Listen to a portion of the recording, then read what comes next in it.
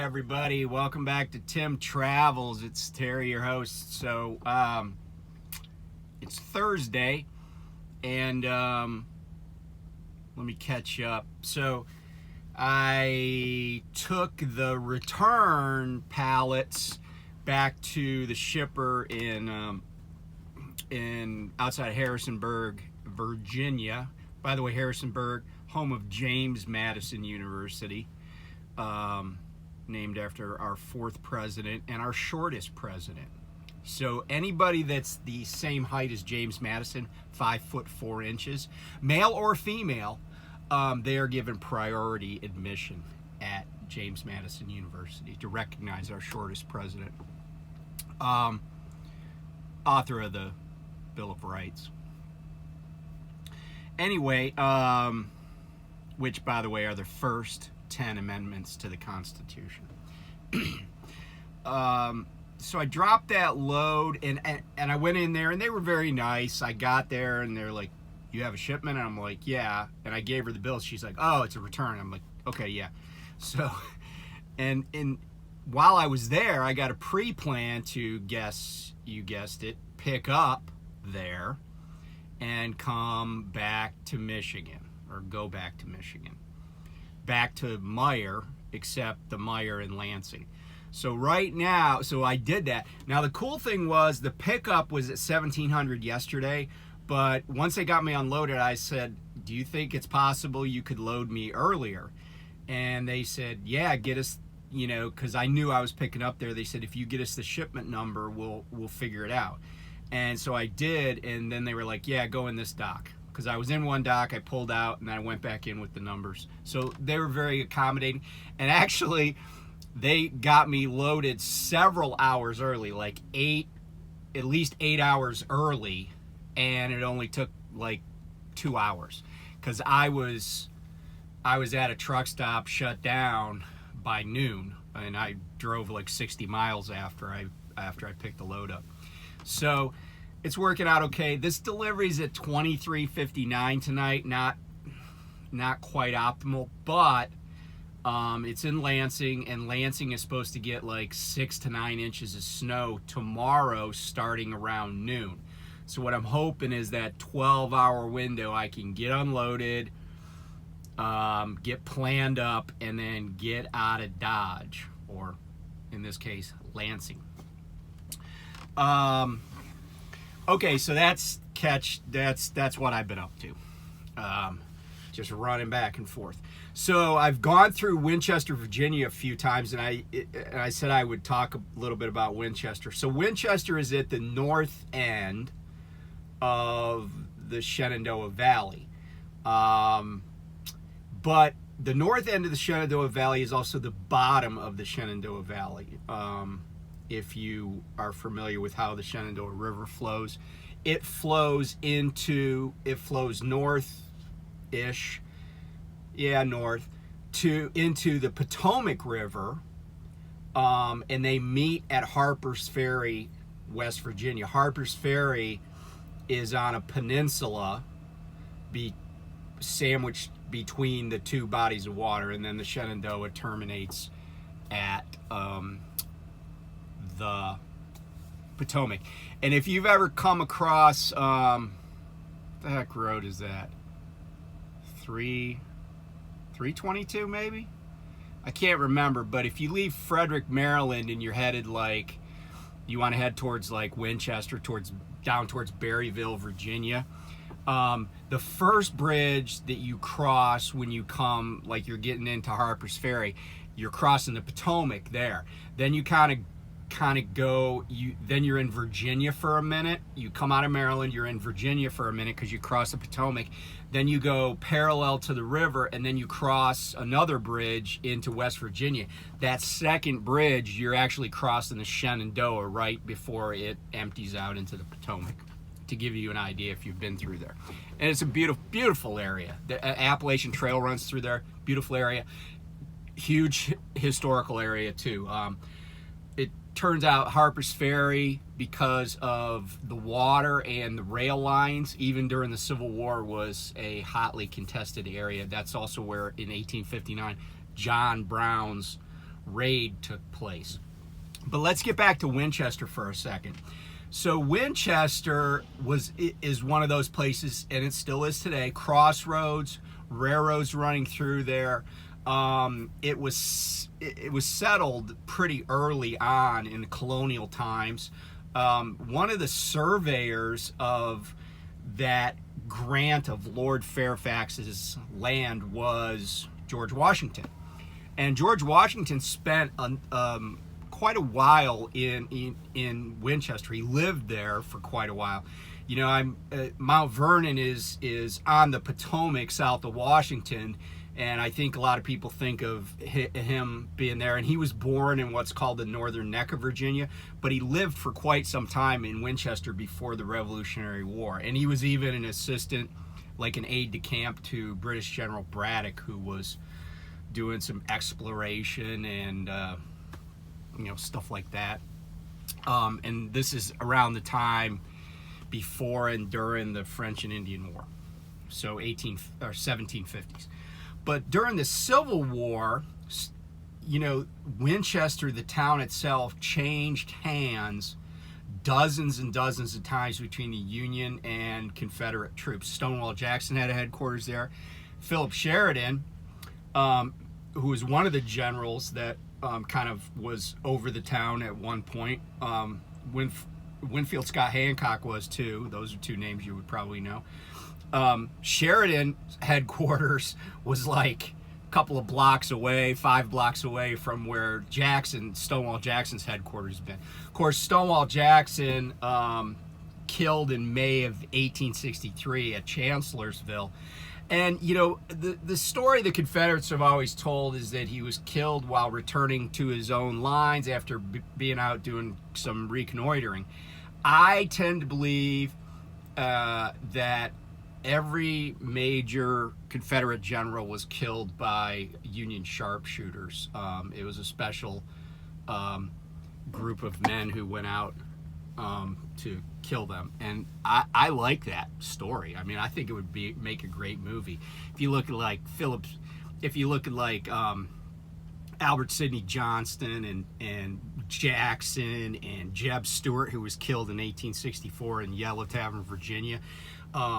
A.P. Hill was killed during Petersburg. It just makes for a great story. All these Confederate generals, high-ranking Confederate generals, killed on the battlefield by Union, a crack unit of Union Special Forces guys with Spencer repeating rifles. Anyway, so lots of battles happened in and around Winchester too, as you might imagine, because the town changed control. There were actually 3 battles of Winchester. 3 named battles of Winchester, 2 named battles of Kernstown, which is like right there, and then around it, lots of other engagements, and down the valley and everything. Why was this area so hotly contested? Because the valley is, and always has been, even going back to when the Shawnee Indians inhabited it. So a lot of people know it's Shawnee out in the Great Plains, but really they came from the Shenandoah Valley, and their traditional enemy was the Iroquois Confederacy, specifically the Seneca. And if you're familiar with how the Iroquois Confederacy was laid out, the Seneca were the farthest west tribe, and they were pretty powerful and warlike. And so it's always been an important crossroads, way station, whatever you want to call it, for the valley. The valley's fertile, plenty of water, and it's mostly protected from, it doesn't get tons of snow like the mountains do. It's just, there are a lot of advantages to it. And it's also a conduit for what are called lines of communication, which is not just talk communication, but lines of communication mean supply chain, supply lines. And if you think about it, kind of still is, right? I-81 runs through there. It's, and it's still a railroad kind of of conduit hub. Norfolk Southern has a huge operation down in Roanoke, and yeah, so anyway, Winchester, it's a lovely town. A lot of old homes, a lot of stuff going on there. Shenandoah University is there, and yeah, so if you ever get a chance to like stop in, it's a nice place. It's a nice place. Okay, so enough about that. I wanted to dispel some myths about TNT, and particularly I had somebody comment. So I did a video a little while back about, and I basically asked the question: is 50,000 miles for a TNT student too much? But I just got this comment like yesterday or the day before, and I read it several times, and it kind of, I'll just say that the person who made the comment, sorry, I'm just looking at my windshield. I heard something hit my windshield this morning, but there were it just seemed like it was raining, but there were cars. But now I see, I think I got a crack down there that I didn't notice before. I actually probably need a new windshield. Anyway, so sorry, I got distracted. You know, I read these comments and I was like, you know, I really feel like the person who made them is kind of misguided about the pay in TNT and what the purpose is of TNT and stuff like that. So let me just share with you, and I'm paraphrasing, but you could certainly go and check it. The comment is public. So, you know, they commented about the low pay. Okay, so, well, I'll just tell you what they said, and then I'll kind of, you know, answer that. So they commented about the low pay, but they said, you know, okay, I kind of understand, I'm in training, you know, and I get low pay. But then when the trainer is asleep in the bunk, you know, and I'm doing their job, you know, I should be making more money, because this 50,000 miles just seems like a scam for the lease operators to make more money. And, you know, essentially once you're trained up, and this person doesn't think you need 50,000 miles to get trained, you're forced to team without getting team pay. You're working for a fraction of what the other driver is working for. And then they also advocate for this, that you should be able to test out of it. You know, the concept, like maybe if you're in a college class and it's individually guided, you can just at some point like challenge the course or say, hey, you know, I feel like I've learned enough, let me take the test. And if I pass, you give me whatever grade and I get out of it. So let me start with the 50,000 mile thing. Okay, so first of all, no driver at Prime was like, oh yeah, we should go from 30 to 50,000 miles. Personally, I didn't really care. And I'll tell you why. Because, and this will circle back to the money. It doesn't matter to me if I have a trainee on my truck and I'm running team loads. It doesn't matter to me if that trainee runs 20 team loads with me or 30 team loads. Because if they only run 20, then I could just get another trainee. So how many miles a given person does on the truck doesn't really matter to me if I'm training, right? Some guys train way more than I do. But the other thing is Prime, so they're, you know, the base pay for the TNT is $900 a week. And it's broken down by day, and we talked about the overtime pay, whatever you want to call it, the extra pay if somebody works more than 10.7 hours, right? Well, here's the thing. Prime, you know, I don't think anybody at Prime that, you know, makes these decisions was like, hey, let's come up with a way to enrich our lease operators more than they already are. Oh, well, let's add 20,000 miles to TNT. And the reason they didn't say that is because that's not part of the calculus for them. Because again, it doesn't matter how many miles an individual trainee does, right? Because I could just get enough. If it was 10,000, I could just have 6 people in a month. Or 6 people in 6 months instead of 2 or 1, right? It doesn't matter. So it wouldn't impact my revenue. My revenue is impacted if I have somebody on the truck. So I just have to have somebody on the truck. Doesn't matter how many miles they do. The other part of that is that I think that Prime really, they may have some data that supports the notion that if somebody goes longer on a TNT truck, they have a better driving record once they're upgraded to AC. Now, I don't know that to be the case, but it wouldn't surprise me that they do keep track of that, okay? And the other thing is, it could have been that a lot of people were getting like incidents or, critical events, or were struggling with different things. And Prime was like, you know what? Maybe let's just raise this to 20. Or it could just be that there weren't enough trucks.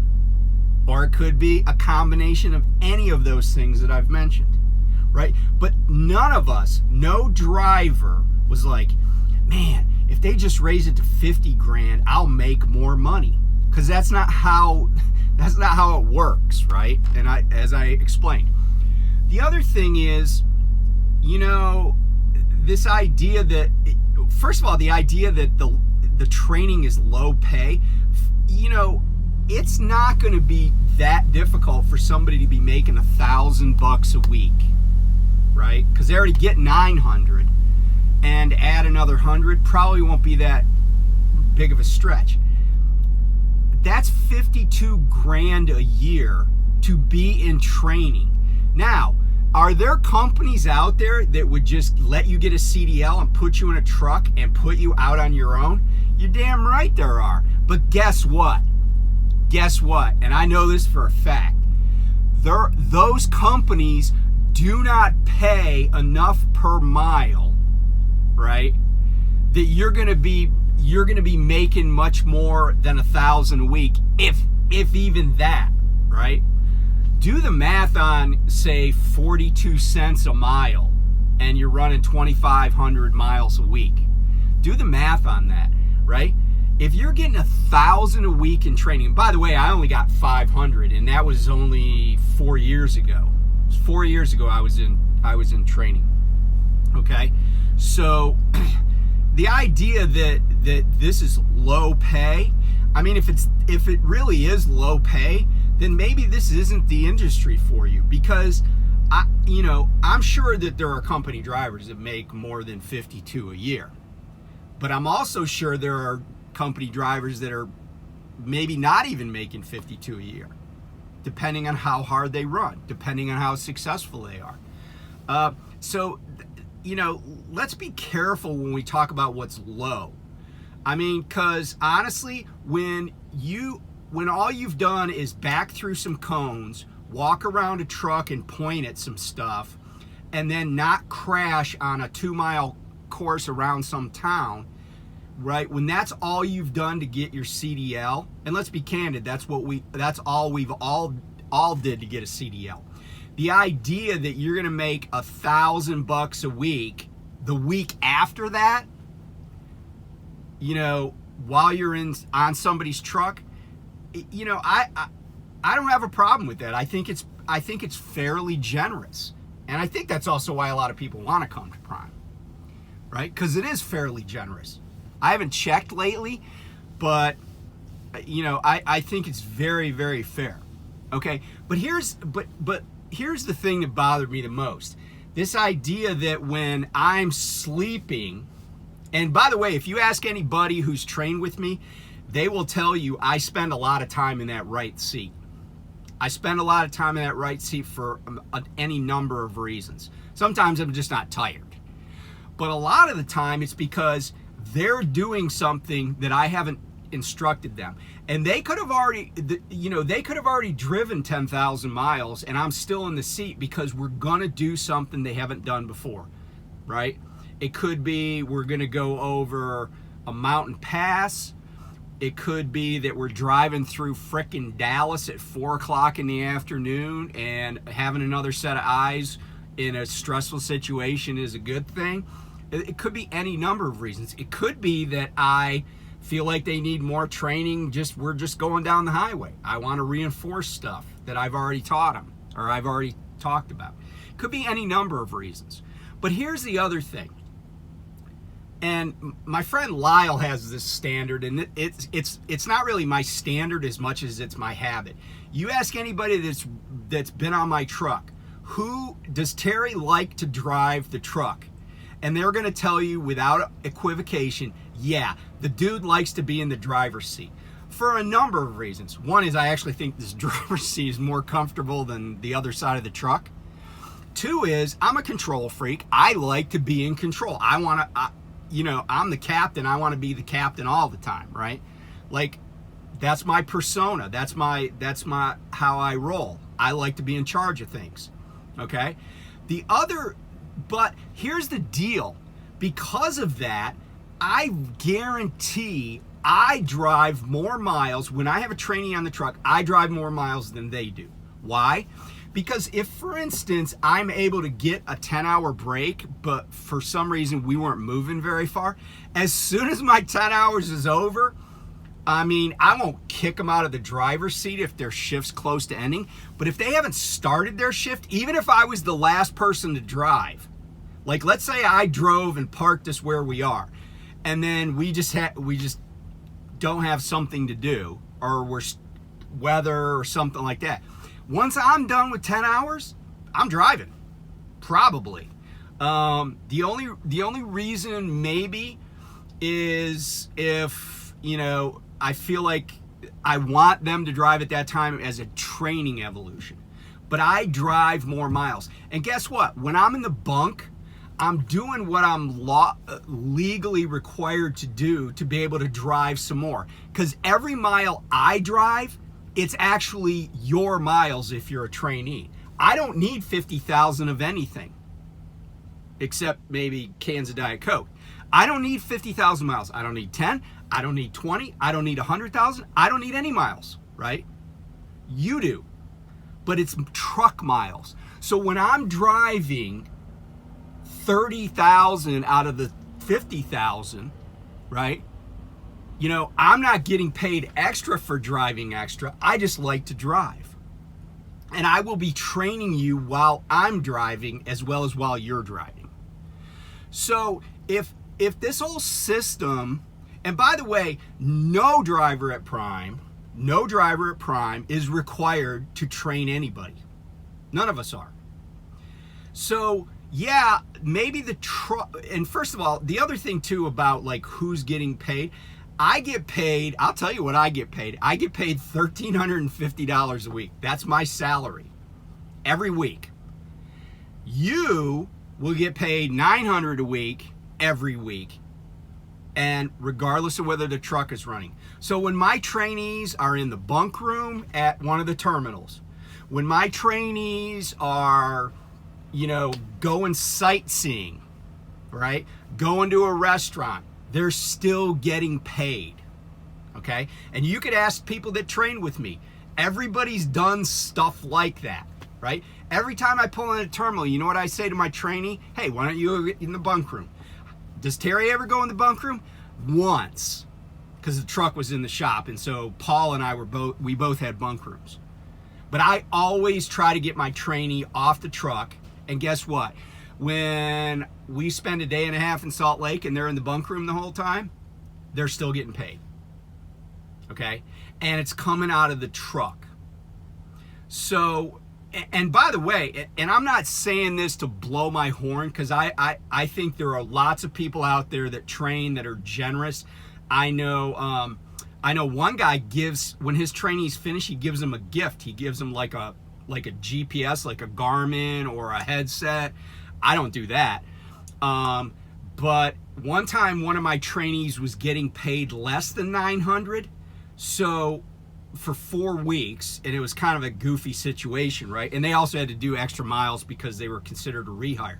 So you know what I did? I said to my wife, I said, hey, we need to make that up for them, because it's to me it seemed unfair that Prime was doing that. So what does my wife do? We get this person's address, and my wife sends them a check for $500, right? Did we have to do that? Of course not. But it's the right thing to do. But you know, what I say to any trainee that's worried about how much I'm making, worry about how much you're making and how much you're learning, okay? And, you know, don't bite the hand that feeds you. Because I haven't really objected to paying people more. I mean, you know, like some of my colleagues said, they didn't really feel like Prime did a great job of rolling that out. But whatever, that's between us and Prime. But just be grateful if you have a trainer who wants to train. I mean, I'm going to tell you, not every trainer is great, but there's a lot of great trainers. So just be grateful for what you get. And if it's not a good enough opportunity for you, if you're working for a fraction of what I'm working for, and by the way, 1/1 is 100%. It's also a fraction, right? So whenever somebody says that, I'm always like, yeah, 100% is still can be a fraction, 1/1. 200%, 2/1. It's a fraction. You know, just do your best and just roll with it. Because, you know, and here's the thing, I mentioned the guarantee.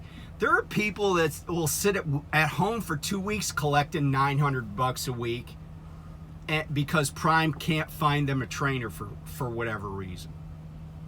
Nobody complains about that.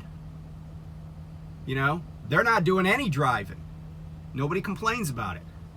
And, you know, honestly, I've traveled all over the world, but there's a lot of people, when they get in this truck at, you know, one of the terminals, that's about as far as they've ever been in their life, is to go to one of our terminals. And they're gonna be on an adventure and getting paid for it. Yeah, there's some shit they got to do. They got to pay attention. They got to follow some rules. But it's not a bad gig. It's not a bad gig. So anyway, I don't want people to think I'm salty about this, but I do want to correct ignorance and arrogance. And you know, like I said, there's a lot of good trainers. I'm getting ready to get somebody on my truck, hopefully. I had a guy I thought I was going to have. He kind of flaked. I don't know what happened, but it's okay. I'll move on. But anyway, if you got questions, I'm happy to answer them. But don't just jump to conclusions if you don't understand how the system works, you know? Because like I said, if my truck breaks down and I got a trainee, guess who's getting paid? They are. But guess who's going negative? The truck is. Right? I mean, so me, or my wife's business, whatever you want to say. But so, you know, just keep that in mind when somebody's your employer. Even when the business is losing money, if you're still getting a paycheck, then you might want to be like, oh, okay, that seems fair. I mean, I bet it seems fair when you're getting a check, but the business is losing money. You know, sometimes it's not great to just be getting eating what you kill. Because sometimes you can't kill anything. So anyway, thanks for tuning in, and I'll talk to you soon. I'll let you know if I get out of Lansing before I get snowbound again. Bye.